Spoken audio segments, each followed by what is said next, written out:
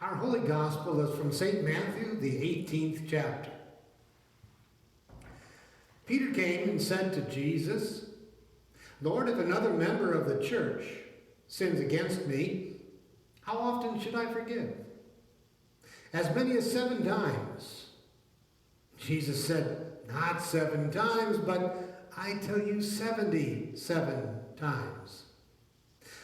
For this reason, the kingdom of heaven may be compared to a king.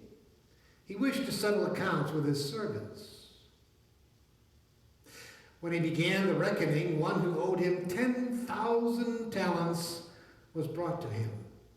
And as he could not pay, his Lord ordered him to be sold together with his wife and children and all his possessions, and then payment to be made. So the slave fell on his knees and said, 'Have patience with me, and I will pay you everything.'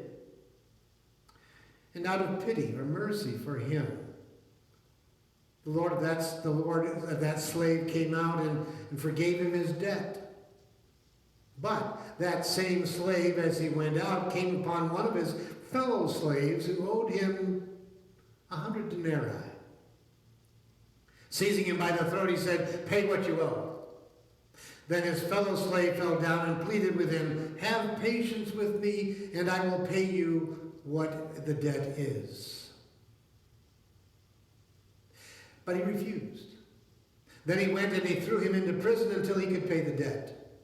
Well, his fellow slaves saw what had happened, and they were greatly distressed. So they went and reported to their Lord all that had taken place. Then his Lord summoned him and said, 'You wicked slave, I forgave you all that debt because you had pleaded with me.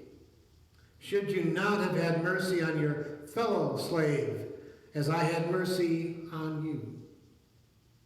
And in anger, his Lord handed him over to be tortured until he would pay his entire debt.